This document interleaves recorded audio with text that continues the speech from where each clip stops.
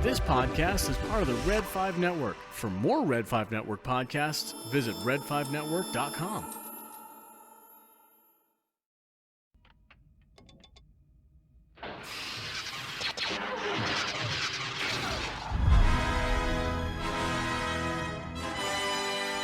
So what I told you was true, from a certain point of view. Hello there, everyone. This is From a Certain Point of View, and this is episode 48. I am Josh. I'm Adam. And once again, we're here to bring you your Star Wars news, reviews, and points of view for the week. And Adam, what's been going on with you? That's a great question. I finished. No. I started Alphabet, the second Alphabet Squadron, Shadowfall. I've had it sitting on my nightstand for like over a month now. Mm-hmm. Actually, probably longer than that. I forget when that even came out. So I'm getting close to about halfway through that one now, catching up on some stuff that I've missed. So since I finished Thrawn Ascendancy, which is something we'll talk about a little bit later, I've started Alphabet Squadron.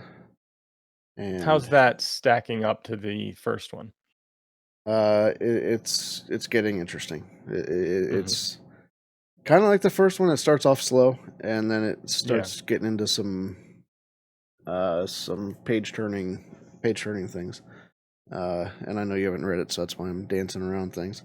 I'm still working through it. I'm about 4 chapters in. I'm trying to get through all the characters and getting to know who they are and just all those details. You're 4 chapters into to the first one or the second one? The first one. Oh, okay. Yeah. You're really about the point where it's going to start picking up. Mm-hmm. So that's most of my week. What have you been up to? I mentioned. Well, you also mentioned Thrawn Ascendancy, right? Yeah. We're going to be doing a review of that today. Yeah. I wrote a blog review about that this past week, and we're going to talk about it today. I think we're going to stay spoiler-free territory in the podcast, but the blog is not spoiler-free. So if you're out there listening, want to check it out, be aware. You read the blog, it's going to spoil some stuff.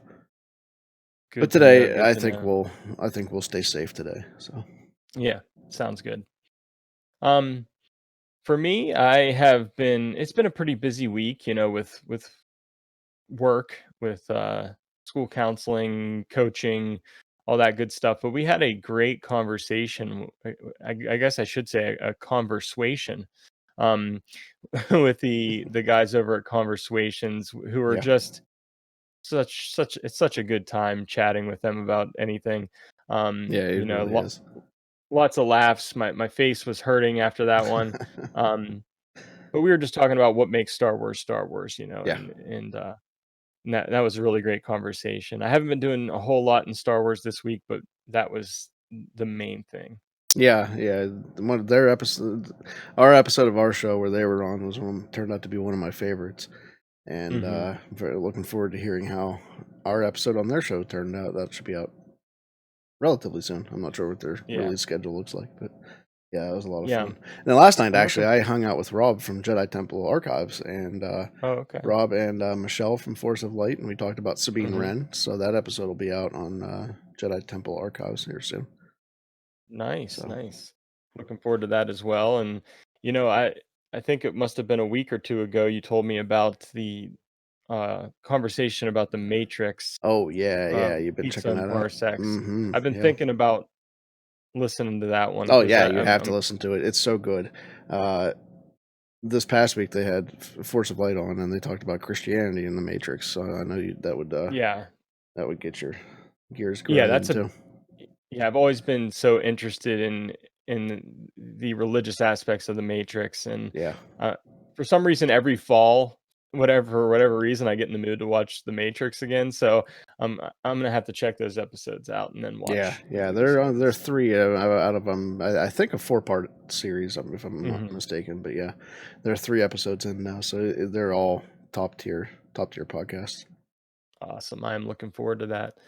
And let's head into our weekly poll for this week, and it was about Mando Monday. that was announced. Which Mando Monday items are you most excited about was the question. Didn't generate a lot of votes on this one, but we had the Black Series 6-inch figures at 62.5% of the vote, and that was the winner. Next was Funko Pops at 31.3%. The Child half-scale bust at 6.3%, and the Fig Pins got 0%. So what are your thoughts on these results? I don't know. I don't even know what I'm most looking forward to. Um, Probably like to see the Black Series stuff. I like that Yoda bust, like I mentioned last week. Hmm. I don't know. Yeah, I think There's a lot to look forward to, but it's so hard to jump into collecting. There's so much to think about and so much to buy. It's yeah, expensive. there's a lot. Yeah, it definitely adds up. I kind of agree with the winner in this particular poll. I think those Black Series figures look really really cool. So I'd Yeah, be yeah, for interested sure. in getting a couple of those. So Adam, what do we have going on this week on the show? Yeah, so episode 48, we've got some news. Not a whole lot of news, but we got some pretty big video game stuff to talk about for sure. With Squadrons dropping, so we'll talk about that.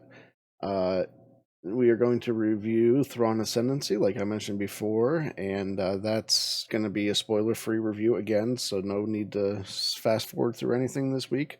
You can listen right along. So you'll be totally spoiler safe for our review this week. And the main segment we're going to talk about is just Star Wars video games. Squadrons came out, and I know you've played it. I haven't jumped into it at all yet. Um, so without really, it's going to be really hard to review anything for Squadrons yet. So we're just going to talk about some of our favorite Star Wars video game moments, our earliest memories, maybe where we think this might go in the future, things like that. Yeah, I'm looking forward to that conversation and, reliving some of those video games that took place back in the 90s and everything. Yeah, yeah. And yeah, so I've played about 10 minutes of Squadrons, so I'm not ready for the review yet. But we'll get to Fair that enough. eventually. Fair enough. Um, but yeah, let's go ahead and dive into the news for this week. Well, you want the bad news or the really bad news? So first up this week in TV news, and this is coming from Star Wars Newsnet, although I'm sure it was on the official Star Wars website as well. But we had a new season 2 poster that dropped, and this one has Mando on a speeder bike with Baby Yoda. He's hanging out in the back. He's got his own personalized seat or something back there. And it looks like they're speeding across the water. So, of course, there's been speculation about the possibility of familiar planets showing up in this season. Maybe even Mon Cala, as we saw the Corin species correct on the on that ship that Mando was on. Um, did I get that species correct this time, Adam? Say it again. The Corin. Corn, yeah. Yeah, that was it. Corin, yeah. Yep. So what are your thoughts on this new poster that dropped? It's a good thing it's not a hoverboard from Back to the Future. Yeah, it wouldn't work on the water. No. Yeah, that would be Yeah. problematic. Yeah, so, yeah. It's a cool looking poster. It might not even be a moment from the show, you know what I mean? Like, No, I'm sure, I'm sure you're not going to actually see that moment in the show. right. I But, mean, so you never know. but You as don't far wanna as a design, speculate too much on it. right. As far as a Yeah. poster design goes, though, it's pretty sweet looking. It's pretty I cool, yeah. wouldn't be upset if that made it onto my phone at one point for a background. Yeah, absolutely. I think, man, thanks for mentioning that because I think I'm gonna Mhm. have to do that, like, after our show today. Yeah. That'd be a good one. Um So moving on to gaming news, and we talked a little bit earlier about the about Star Wars Squadrons being released, and we have a review up on was that Yeah, PC Gamer. PC Gamer? Yeah. There's been a number of reviews. I just kind of cherry Hmm. picked this one. But Yeah, and this one, it seems to be getting generally positive feedback, which is pretty yeah, good nowadays. So yeah, it's been hovering from what I've seen around that like 8 to 10 average, 8 out of 10 hmm average, not 8 to 10, hmm 8 out of 10 average. So, I mean, for the first days of a game like this, I think that's pretty dang successful. And, with the way games work nowadays, it's only going to get, hopefully, going to get more solid, kind of like Battlefront 2 started off rocky and, Right. kind of iron things out later, which not my favorite aspect of gaming nowadays, but that seems to be how it works. So, Mm-hmm. but for something like this to start off, it's kind of more of a budget title at $40 instead of 60. I was surprised to read on this review, and I can't independently verify this, but this reviewer for PC Gamer said that the campaign itself was about 10 hours for him based on Yeah. the default difficulty, which I was fairly happy with. I'm happy with that. I'm more than happy with that. Yeah. Yeah, I was Yeah, expecting I think 5, that's a nice so I have amount. to say that Mhm. I'm probably more than happy too. So, yeah, everything looks Yeah. pretty good with Squadron so far. The customization looks awesome. Mhm. I can't wait to start playing. I just haven't had time yet. Yeah, I hear you there. Um, but yeah, PC Gamer's particular 100-point scale, they gave it an 83, said that Squadrons delivers on great dogfighting even when its campaign doesn't live up to its full potential. So, of course, we're not going to get an Yeah, all-out like yeah, right. 15-hour campaign or anything here, but I'm definitely happy with the possibility of 8 to 10 hours. And I just bought it and downloaded it last night, and then today just got a chance for like 10 minutes before we started recording to play a little bit. And my first impressions are it's very cool. I'm very impressed. It actually starts in a place that I wasn't expecting, Okay. in the timeline even, and where they go. And I'm not going to reveal anything, but yeah, it was kind of unexpected, but it was a nice surprise. And I'm just, like I told Adam before we started recording today, it's going to take some getting used to the controls and being in the cockpit, being in that first person view. Because, in the Battlefront games, I've been used to the third person outside of the ship view. But getting into the cockpit, all the different things that you have to do, maybe you have to like repair your ship, or you have to do different targeting, different, things that come up on your radar. So just getting used to all of that will take a little bit of time in the controls themselves. But I'm impressed so far. I've got my joystick plugged in for Flight Simulator. I can't wait to get that and actually play on a Oh joystick yeah, that'll be cool. for a dogfighting game. I haven't done that in like a decade probably. Yeah, I was gonna So ask you. I figured you were playing it on PC, yeah, and there is crossplay on this though, is there not?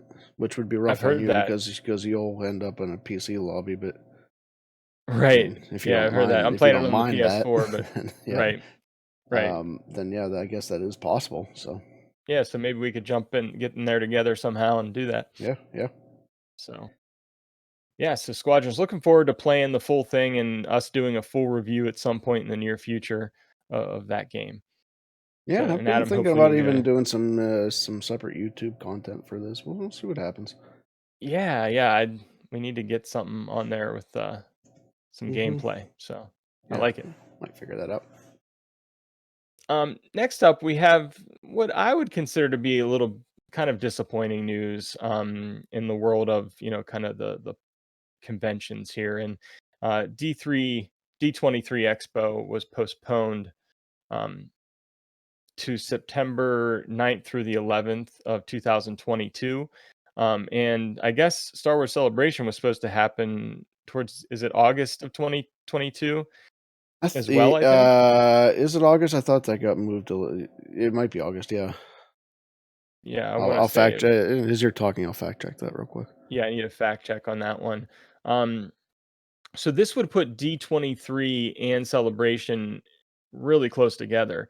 And so I'm wondering August if they're 8th. going to Yeah, end. August 18th Yeah. through the 21st. So that's just a few weeks later. Right. So I don't know what's going to happen here. I don't know, could we see Star Wars Celebration get bumped back even another year to I I 2023? Now you're I talking 3 really don't years think so. between. I mean, they've Yeah. already announced dates for that, and I Right. really don't think that's gonna be. I Mhm. really don't think they would do that. Just Yeah. announce the dates and then announce D23 and then readjust the dates for Celebration. I don't think that would happen. It's weird that we have both in one year. It's happened before. It has happened before. I was definitely It, thinking they were going to alternate years, but maybe that's yes. just not their plan, and Yeah, that because it wasn't. looked like that's where they were going. Yeah, I Was mean, they never said that was their alternating. plan. That I just No, but it assumed that just was their plan, right? because that would make sense. Right. It would. But But maybe the we'll other just get a thing is, bunch you of. think, yeah, I mean, by that time we're talking 2 years in advance. I'm sure they're going to have a lot of stuff to show in 2 years. I mean, we're getting Yeah. at that point we'd be like a year out from a new movie if they stay on schedule. Mm-hmm. So there's going to be a lot to show. I mean, there's going to be Bad Batch content they can show. There's going to be all kinds of Right. stuff. So yeah, maybe some of that just gets used at Celebration. Maybe the rest of it gets used a few weeks later at D23. D23. So we could just So get a glorious amount of Disney and Star Wars content yeah, in that time period. it would be really weird and disappointing if they decided, all right, let's just move Celebration back another year after we already have 2022 dates. That's just Yeah. if that happened, that would be like, come on, Lucasfilm, what are you doing? I hear So you there. I mean, yeah, and that would be I was hoping, massive. Yeah, that would be just messy of them to announce those dates and then just and then say no. a month or whatever later, they're just like, hey, you know what? Those dates, yeah, we were a little quick on those. Just joking. Yeah. Yeah, I mean, I was hopeful that we could see some kind of D23 or celebration next year, but it doesn't look like that's going to happen. So, Yeah. Yeah. COVID's just not going away No, it for doesn't whatever seem that reason. way. Yeah. So that's that for our convention news. And as far as toys and merch, Adam, I'm going to let you take this one. Yeah. Is You this an remember? Yeah, update from what it we were is an talking about last update. week? Okay. Last week we talked about the HasLab Razor Crest crowdfunded project. They have now 9,312 backers on this thing. So this thing is getting made. But they also revealed some of their stretch goals. In like Kickstarter things, you get stretch goals where you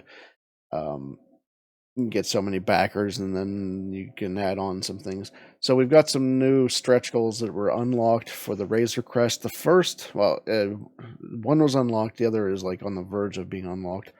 But the first unlock was an escape pod add-on. So this Razor Crest will now have an escape pod that comes out the top. That's cool. And the second unlock, which they need 10,000 backers for, and they're just a few away, is an exclusive child figure with the end of season 1 hover pram. And if you That's scroll awesome. way down to the bottom of that link, you can see that little child vintage collection figure. Oh, So yeah. it's probably like the 3 3/4 scale. Yeah. Yeah, man. That's awesome. Yeah. So once again, for the low asking price of $349.99, you can get all Very low, of the above. very cheap. No, It's a bargain, but it's keep looking at that thing and it's hard to say no. It's impressive, so. Most impressive. Yes. So yeah. That's our update on the Razor Crest. I had to still share want to that see this the week. finished paint job at some point. You know what I mean? Yeah, for still wanna sure. see that. Yeah. Well, hey, I think that about does it for the news for this week. And next up, Adam is going to review Thrawn Ascendancy Chaos Rising for us, and I'm looking forward to hear his thoughts on that novel. My disappointment in your performance cannot be overstated. Snoke is very wrong there because I was not disappointed in this performance at all. Well, that's good. Timothy Zahn is not had a lot of stinkers when it comes to Star Wars novels over the last 30 years, actually. Thrawn's getting ready to celebrate his 30th anniversary next year, I believe. 30 years of being in the Star Wars universe. One of the very few characters to get brought back over into canon after everything was wiped clean after the Disney purchase. So Thrawn's staying power is probably best put that way. One of the I can't think of many other characters. And Dash Rendar is one that's kind of been in canon a little bit, but I mean, Thrawn has been on TV. He's had Yeah. now 4 books, and I'm sure there's probably some more plans for him going forward. But the I'd brand love to new, see him in a villain in a film. I'd really love that. yeah, big Yeah. screen, maybe on Yeah. The Mandalorian. That would be Mhm. pretty cool. And I don't think it's off the table, to be honest with you. No. So the brand new Thrawn novel is called Ascendancy: Chaos Rising. This is a very different novel than I think we've had in the Star Wars universe for a long time, maybe ever, because this one takes us really outside of the Star Wars universe. This is a prequel to pretty much anything Thrawn's done so far. This takes place in his days uh, in the unknown regions, in the Chiss Ascendancy. We get really glimpses of his life, really as a young child, all the way up through some of the. I'm trying to dance around spoilers here, but really up Mhm. through some of the times that we've seen him before. So this is kind of his coming of age, more or less. Mhm. But what we have is our main story is that the and this is one of the things I love about this book. We get for the first time, a really deep look into Chiss culture, how things work there, even their naming structures. So, Thrawn's full name, if you've seen this in print before, is Mithron Nordodo. I think I'm saying that right.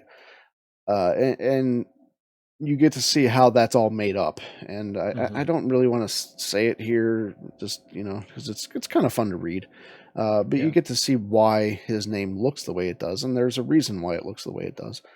Uh, Timothy Zahn talked about this on a Powell's Books telecall, Zoom call that they conducted a little while ago. That's on their YouTube channel that I got to check out.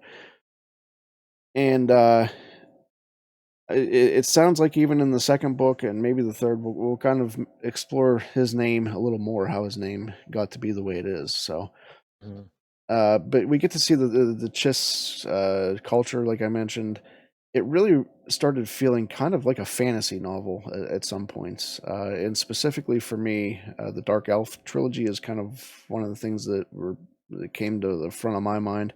That's a trilogy by R.A. Salvatore, and it's a prequel for the Icewind Dale trilogy, which is about Drizzt Do'Urden's a dark elf, and in the Dark Elf trilogy, you see his family structure, how it's made up, and it really reminded me a lot of the Chiss family structure because a lot of it's very military focused. The Mhm. families are kind of competing against each other for power within within the Chiss Ascendancy for the Chiss, obviously, and then with Dark Elves, it's the same thing, kind of competing against each other for power. They'll backstab at each other. They'll do kind of whatever they can to get ahead of other families to gain power within their own culture. Um, so that I thought was very interesting. How that really started to feel more like a fantasy novel than even Yeah. sci-fi. So a lot of That this is sounds interesting, and that sounds appealing to me yeah. as well. So yeah. Yeah, for sure. So a lot of this as Mhm. I'm reading doesn't even feel like Star Wars, which is very different because these characters. Well, the characters that you see in this are Star Wars, obviously. Uh, some of it feels fantasy. Some of it almost even feels Star Trek because we're kind of like dealing with um, different cultures, different races Mhm. within the unknown regions as we know them. They call it the chaos. So from their side of the galaxy, what we know as the unknown regions is called the chaos. Uh, and they, these different races that live within the chaos kind of really stay out of each other's way, but they know about each other, so they're kind of this novel is kind of bringing them all together in this one culminating event. Uh, that again, I'm not going to really go into, but it's very interesting how it all works out, how it all plays together, and like I said, it really starts to kind of feel almost more like Star Trek at some points. So Adam, would you say that this delves a lot into the unknown regions and maybe it takes place you know, entirely in the unknown regions. so, yeah, 99% in the unknown regions. I'll say that. okay. Uh, I think ever since I heard of the unknown regions, I've been curious. I mean, we get to see Exegol, of course, in The Rise of Skywalker, but we still don't know a whole lot about the unknown regions. So I'm interested in that aspect of it. yeah, definitely. You learn a lot about what makes up the unknown regions here. Hmm. And you learn a lot about some of the different species and races that are in the unknown regions. And then you start to learn a little bit even about kind of where they maybe meet, maybe meet some of the Star Wars galaxy as a whole. So, so yeah, if you're interested in what is in the unknown regions, then this is all unknown regions stuff. So one of the things that and we already knew this from a previous book, but navigating the unknown regions is one of the reasons why it's been impossible, or at least difficult, for the characters that we know from our side of the universe to travel out there. So you also get to see how that's done in Thrawn Alliances. We found out that the Chiss, their young, some of their young female citizens, or members of that species, are basically force sensitive, and they use those children as like navigators. They can use the force to sense how to move the ship instead of just doing these small jumps, careful jumps. So you get to see a lot of how that works and how that whole thing boils down, and then you also get to see what they call those children, which is probably not coincidence. And I'll leave it at that. I think I have an idea of what they're called. You might. So yeah, I think at a high level, that gives you an idea of at least of what's going on in this book. The other interesting thing about how this book is made up, there's the main storyline. The Chiss are facing a threat that has to do with some of the other species as well, including the what ends up being the villain of this book, whose name is Yiv the Benevolent, which is a very, very fantasy-esque name, I think.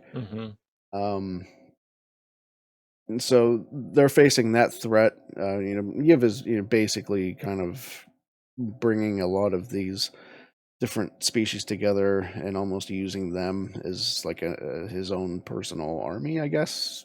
It's a good way to put it. And then that's going to threaten the Chiss. So that's the main struggle here. But within that struggle, you get these other chapters that aren't really chapters. They're called memories.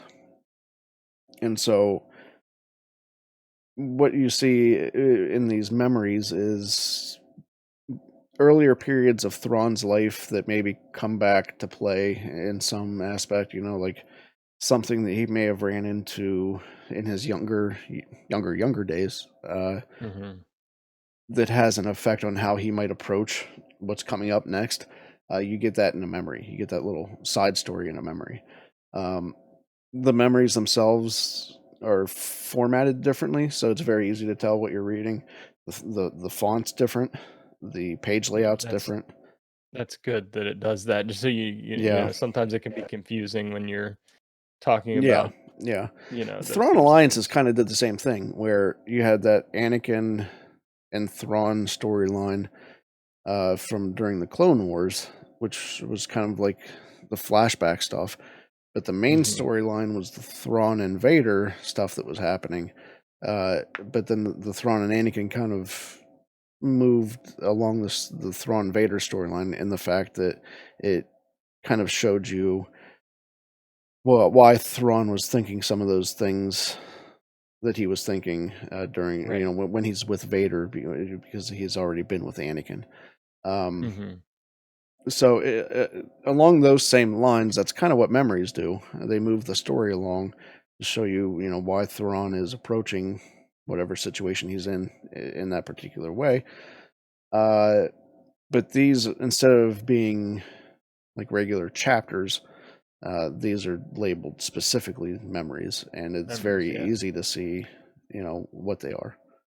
I think I always enjoy stories that do that. Like I can think of lots of episodes of Lost, kind of as an Okay. example, where Okay. they went back and looked at the characters from before the airplane crash and everything, and like what was happening in their lives, and how that determined like what they're doing in the present. So I think that's always I always like that storytelling tactic that's used. Yeah.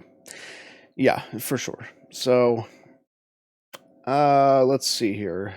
What else did I want to touch on? The blue pages were absolutely beautiful, and Hmm. probably it's weird, but probably my favorite part of the book. um, Nice.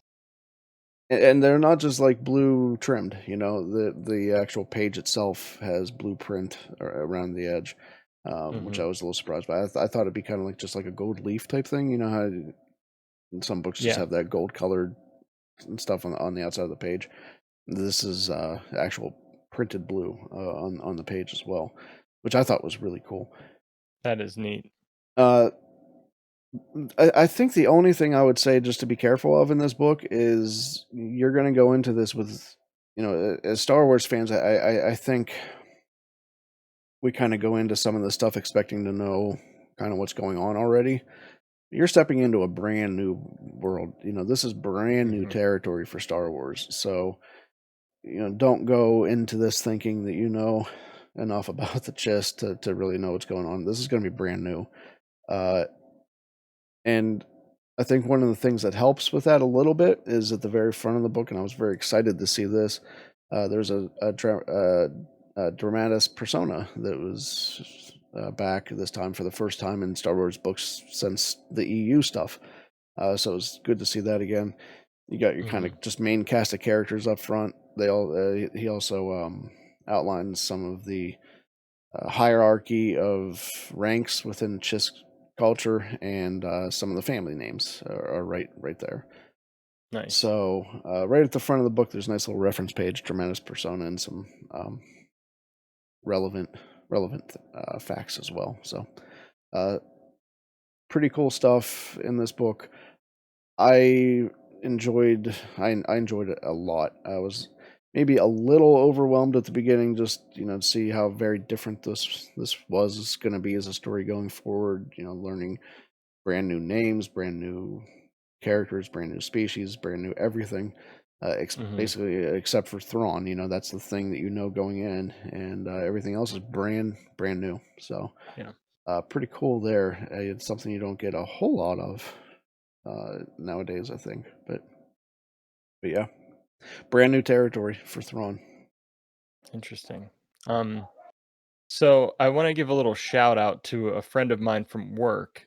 His name is Kurt, and he recently discovered our podcast and everything, and he's interested in the Thrawn character. And he kind of posted a question, I think, on our Facebook page about, where do I start with Thrawn?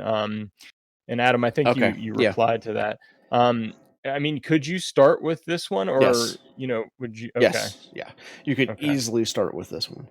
Hmm. Um, most of this, 99% of this is not dependent on you having read any other Thrawn novel before. Um, you kind of get to know Thrawn pretty well as far as a prequel goes. Hmm. There's only one event, and I really don't want to spoil this one because this was the one part of the book where I was like jumping out of my seat with excitement, was Hmm. where this thing happened. But there's one moment where, having read one of the previous Thrawn books would be really like beneficial for you to get the full impact of how cool that is. Sure. But you don't need to read that to know what's happening or to know why that's cool. It's just to see that happen as it's unfolding and to know where that's from. You're like, wow, I wasn't expecting that at all. But yeah, as far as can you start with Thrawn Ascendancy? Absolutely, you can absolutely start there. Okay. I might have to borrow it from you then and get started in Thrawn. I mean, my only real knowledge of Thrawn is from the Rebels series, you know. Okay, okay. Got to read the new So trilogy too. That last trilogy yeah. was really good stuff. hmm Really great stuff. Yeah. So Awesome. Well, thanks for reviewing Thrawn Ascendancy Chaos Rising for us. you're welcome. And let's jump into some video game talk. Luke, you're going to find that many of the truths we cling to depend greatly on our own point of view. Okay, well, like we mentioned before, big news this week in Star Wars is probably that Squadrons finally came out, and without us both having enough time to really jump into Squadrons as a whole, as a whole topic on its own, I thought it'd be fun to just kind of take a look back at Star Wars video games. I've been playing them for years since I was a teenager, and I know you've been playing them for a long time too, probably as long or longer maybe. But yeah, we just kind of want to go back and talk about some of our favorite Star Wars video games, some of our favorite Star Wars gaming moments, where we think this might go in the future, and maybe some other fun stuff. And we also have some fan feedback that we can sprinkle in here as well. Awesome. But why don't you get us started, Josh? Your earliest Star Wars video game memories. What do you think those might be for you? Well, we're probably going to have to go back to about 1996, Nintendo 64, looking at, kind of Rogue Squadron being one of those games that got me started, and Shadows of the Empire. Shadows of the Empire is probably my first, Yeah. with Dash Rendar and everything. And hmm I don't remember a lot of the details. They kind of escape me. So I went on before our show and I was watching some YouTube videos of the gameplay and everything. I was like, oh my goodness. Like when I It was hits you. playing this It game, hits you different, doesn't it? yeah, it does. Because I was like, when I was playing this game, I probably thought the graphics were awesome and everything. And it looked really realistic. And then, you watch it now and you're like, wow, that did not Yeah. look that good. But it was a fun game to play at the time. And, I mean, back um, then we were talking like that's the first like kind of 3D almost. I mean, and some of the yeah, other PC games did some 3D stuff, with some of the starfighting right, games right. out there. But yeah, when you're talking about like a character, and so that was like the top of the line 3D thing that you could have back then. Yeah, for sure. Um, but yeah, I just remember Shadows of the Empire getting one of my biggest memories of that game is getting so frustrated trying to defeat, I think it was Boba Fett or Okay. some bounty hunter. Um, I'm not sure exactly which one, but yeah, it was frustrating. But I have some good memories of Rogue Squadron as well, and I've always been a fan of flying, those kind of video games. I even love the Battlefront squadrons modes and everything like that. Yeah. So, Yeah, how Rogue about you? Squadron is definitely up there as far as some early memories for me. Um, but then also on 64 was Episode 1 Racer, Mm-hmm. Mm-hmm. where you had you could have you had your pod and you could choose from a number of different pod racers that were in the galaxy. Some very familiar from Episode 1.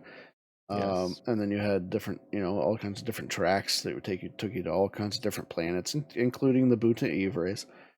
Mm-hmm. Uh, but I would play that. I played that so much. I would come home from school sometimes. I would just sit for an hour or two, not doing homework but playing Episode 1 Racer. Yeah. Um, and I I love that game. so much. I mean, the really cool thing about having it on 64, and I don't know if you could do this on any other platform, because I know it came out on at least PlayStation 2 later. I think there was like a remaster of it later. But on N64, you could actually use 2 controllers to control your one pod. Yeah, which was really neat. It was really hard to do, and I didn't like it, but it was a really neat idea. Where you had those N64 controllers, and you could actually kind of do like a dual control type thing for each engine. That's So cool. it was pretty cool. That's cool. But yeah, so as far as like really early, that's probably the earliest I have a clear memory of. I know that there was other stuff like I know there was a Super Star Wars on SNES, and I know that I have some type of memory of playing that. I know that was like hard as nails, that game, and so it's probably why I have very vague memories of it. I probably like rented it once and then never touched it again. Right. But yeah, so earliest memory for me, I think, has to be Episode 1 Racer with maybe some Rogue Squadron, and I definitely played Shadows of the Empire too. But I know I rented that one, didn't actually own it. So yeah. So yeah, early memories for me. That's definitely the heyday of Star Wars gaming. Good times.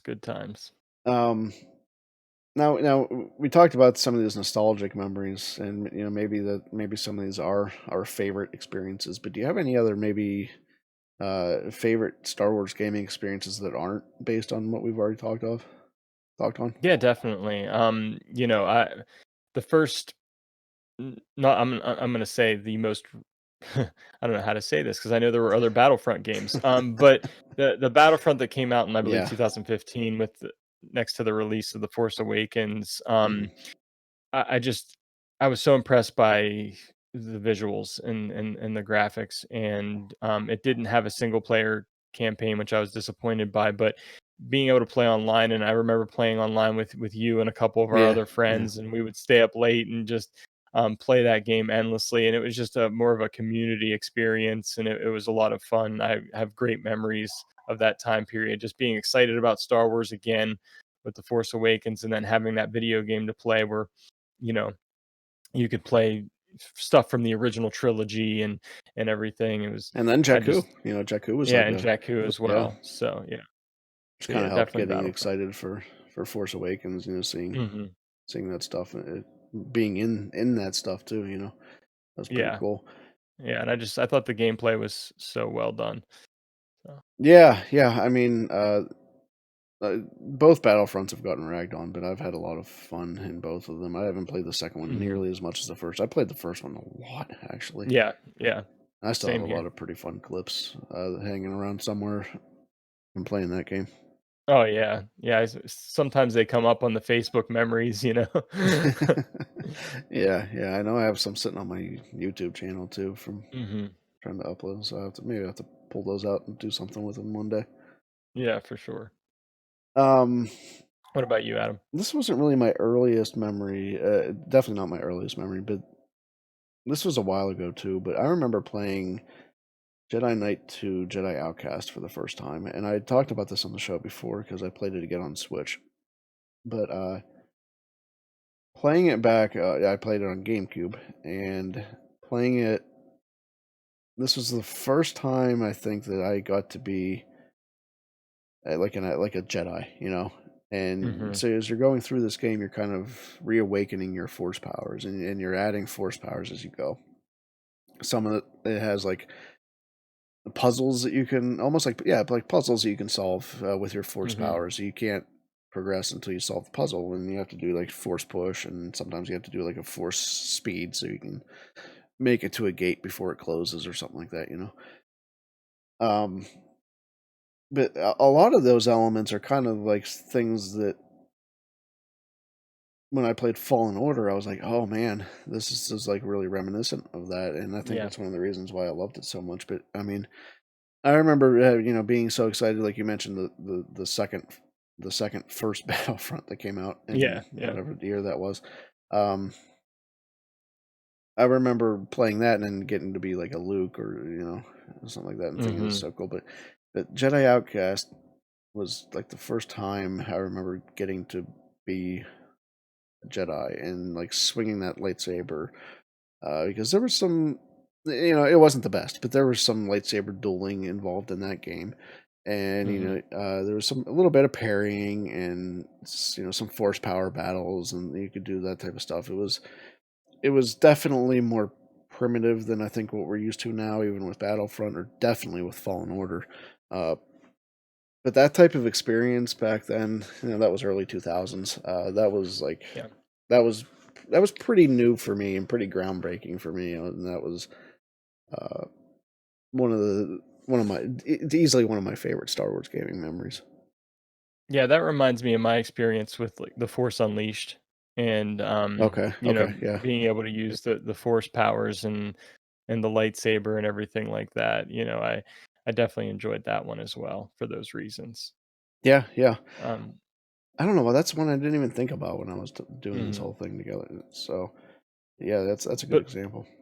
but of course you mentioned probably my favorite Star Wars gaming experience actually was very recent, and it Mm, was mm, um, Jedi Fallen Order. I think yeah. that's one of the best games I've ever played, and definitely probably the best Star Wars game I've played. Oh, Um, it's my favorite Star Wars game I've ever played yeah, and for and sure. just the inhabiting those worlds, and of course being a Jedi, customizing your lightsaber, Mhm. picking your color, getting your kyber crystal, um, just the puzzles that were involved in that game, Yeah. and I love those kind of single player games, those RPGs and your puzzle solving games and stuff Hmm. like that.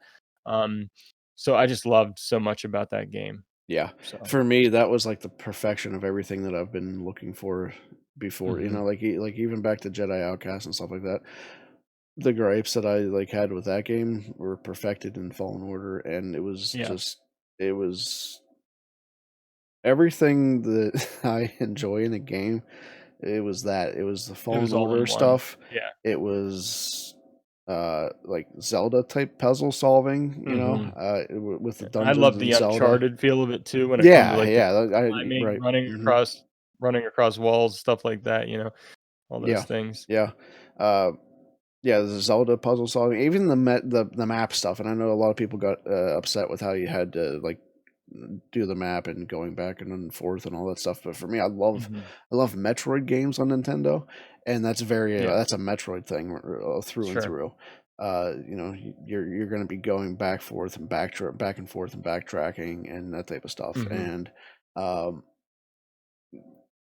that in a Star Wars game, plus the Zelda stuff, like you mentioned, the Uncharted like platforming aspects of it, Yeah, it was like just everything put together.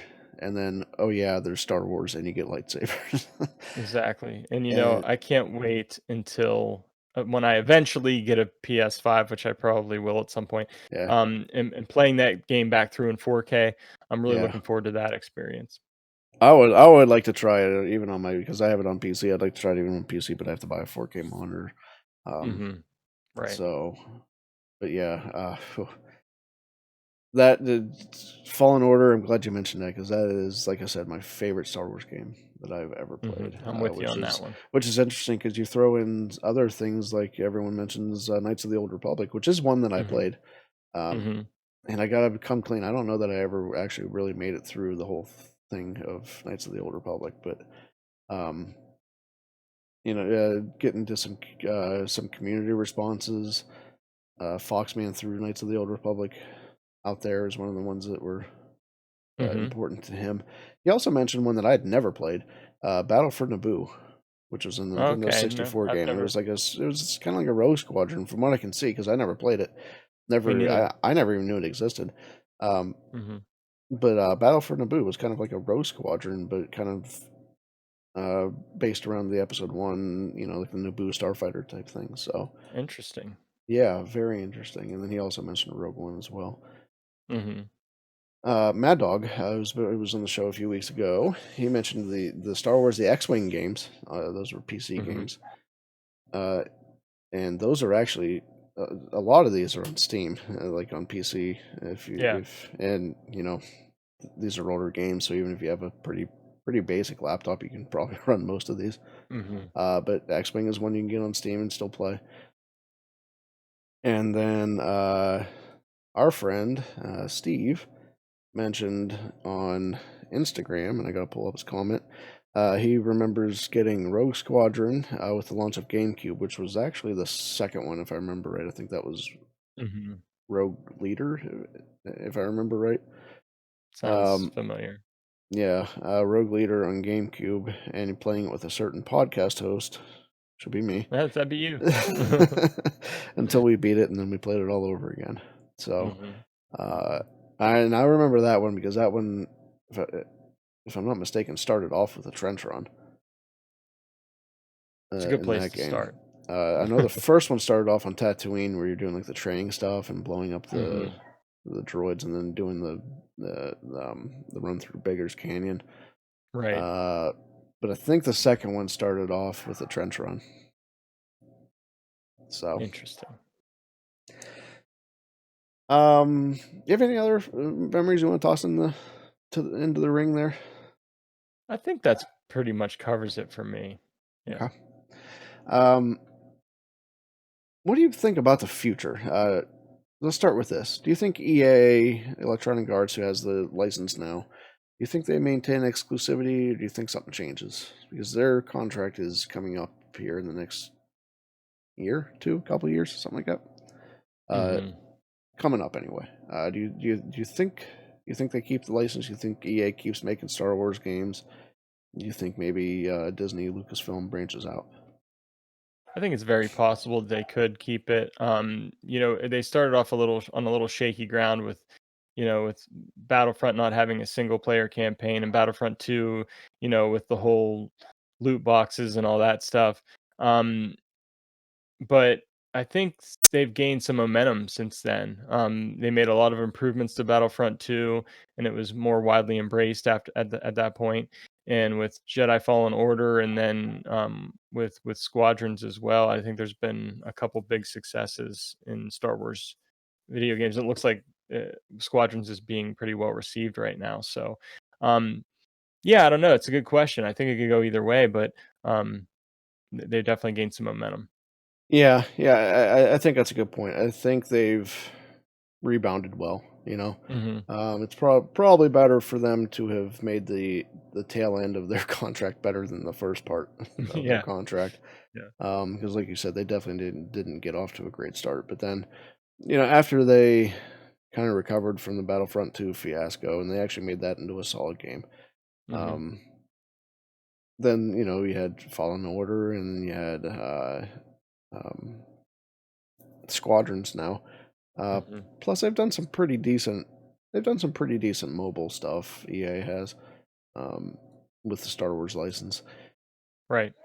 The only reason I think at this point they wouldn't keep it is if Disney just wants to go a different direction, and not just because of EA. It might just be something that they want to be able to and try. Yeah, they just might just want to be able to hand the license over to whoever they want to, and maybe not have it be exclusive. I forget the exact quotes on this, and I forget who exactly said it when they said it. But one of Disney's video game interactive leads mentioned at a conference last year, I think, that they kind of want to approach their video game licenses like a sandbox type thing, like come and play. So, basically, they have the licenses. Come reach out to us, pitch your game type thing, and then kind of go from there. So I think the only reason EA wouldn't keep it is if kind of Disney wants to approach it that way. In so much as if EA has an idea, they come to Disney to get to get the go ahead to do it. If someone else comes with an idea, then then they take it as it comes. Personally, I'd like to see that, but I'd like to see that too. Yeah. Yeah. So I don't know. We'll see. I mean, I'll be a little disappointed if that doesn't happen that way, just because EA has done some good things recently, but I'd like to see what some other people can do. Absolutely. I'd like to see what some other studios out there could do with things. And you've seen lately Disney kind of maybe branching out just a little bit. You've seen some Star Wars stuff and like like Fortnite, which is not an EA property at all. So I don't know. Maybe the footprints there where that might happen. So Yeah, I mean, I think any time that you allow more people to be involved, more creative teams to be involved, I mean, I think you're going to get kind of that more competition, and competition kind of breeds, um, innovation and excellence. So I think it would be a good way to go. yeah, exactly. And even some studios just might specialize in a different type of game than we're used to Hmm. already. So Yep. yeah, I would hope that would be the case, but I guess we'll see what happens. Hmm. Money talks. We all know Indeed. that. Um, and we've kind of talked about this on the show before, but if you could make your own Star Wars game, I know you've mentioned one type of game that you'd make, but if you can Hmm. make your own Star Wars game, let's just do one. You're allowed to make one Star Wars game, whatever you want. What would it be? I really want to do two, Adam. I really do. You're holding me to one here. This is difficult. How about this? You do one, and then you'll circle back, and you can do an honorable mention. But pick your one, Okay. Okay. and then we'll do an honorable mention. Okay.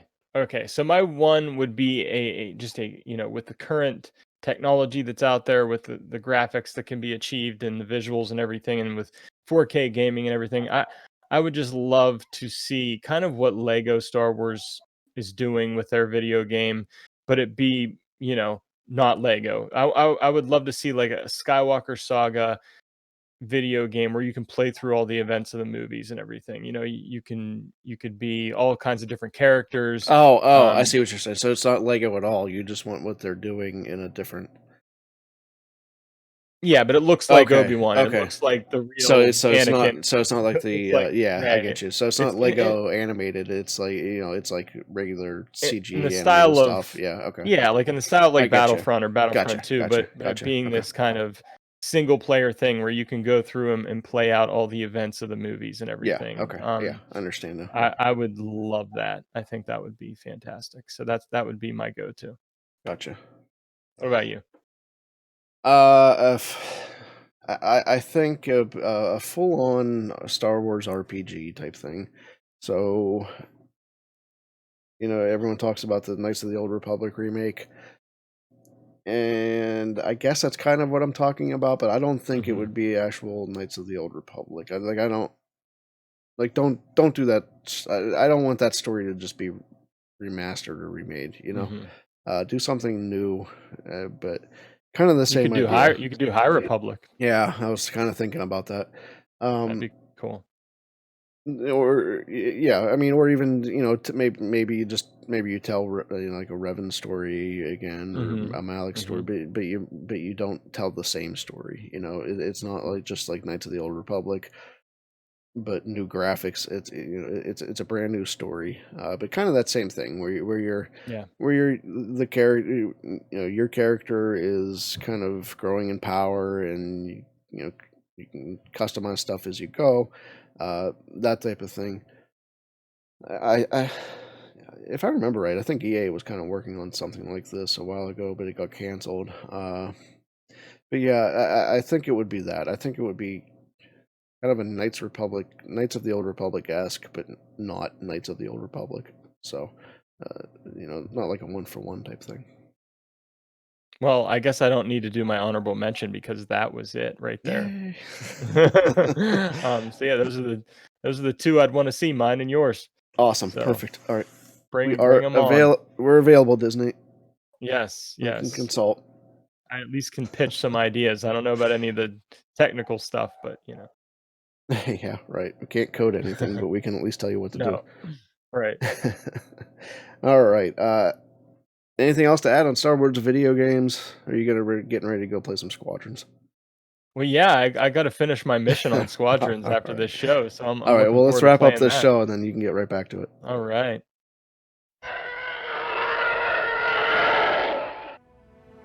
I'm just glad you're here. At the end. Thank you for tuning in to episode 48 of From a Certain Point of View. Remember to subscribe to the show on your favorite podcast app. We're on so many, including the brand new Amazon Music. If you are on a platform like iTunes or Podchaser that lets you leave a review, please do that. Even if it's not 5-star, just let us know what we can improve, what you like to see, what you don't like to see or hear. Leave us a review. That helps so much, not just for that, but it also gets us out to more people as well. Check out the website from a certain point of view.com. Like I mentioned before, there's a brand new Thrawn Ascendancy review. So if you want to get all the spoiler stuff that we didn't talk about today, that would be the place to do it.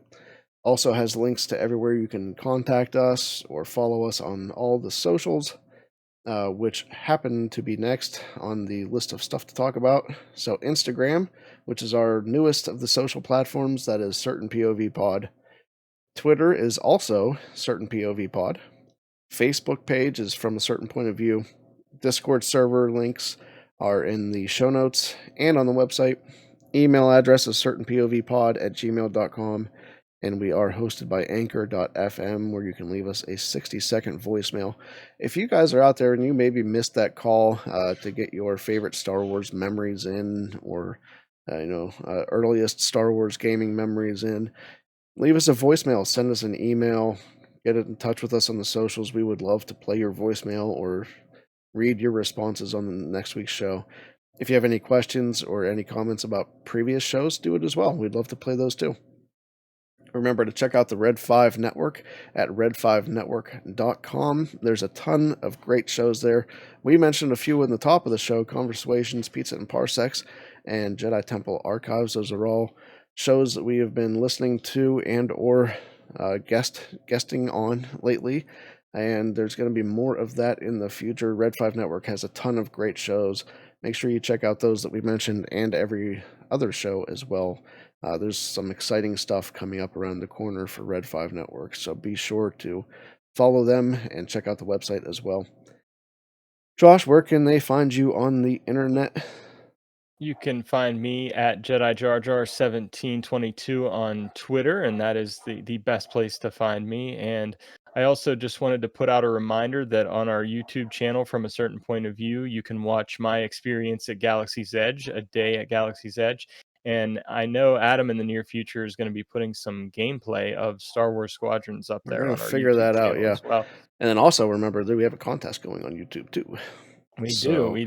Last Yes. episode 47, make sure you get your comments in. I think there's only 2 comments, so Yeah, so you guys have a if you pretty leave good a chance to comment on win. that video, you got a good chance to win. So when is that expiring, Adam? You have until 11:59 Eastern on October 9th, and then we'll be drawing the winner on October 10th and announcing it on the show, which would then come out October 11th. So Gotcha. October 9th, 11:59 p.m. Eastern. Make sure you have your comment on episode 47's video on YouTube, and there are links for Fantastic. that on our socials as well. We've been tweeting that out this week. And Yes, indeed. And putting on I Facebook just and want to. Instagram too. So It's out there. It's out definitely there. out there. Yes. So thank you once again for joining us here at From a Certain Point of View. We've had a great time talking to you today about the news and the review and our points of view on Star Wars gaming. And until next time, remember the Force will not be with you. Until I'm next leaving it time, in this time. I'm not editing it this time. and until next time, remember that everything we said today was true. From a certain point of view. I don't know why I keep doing that. It's like I've been doing this certain point of view thing for a while now. Yeah.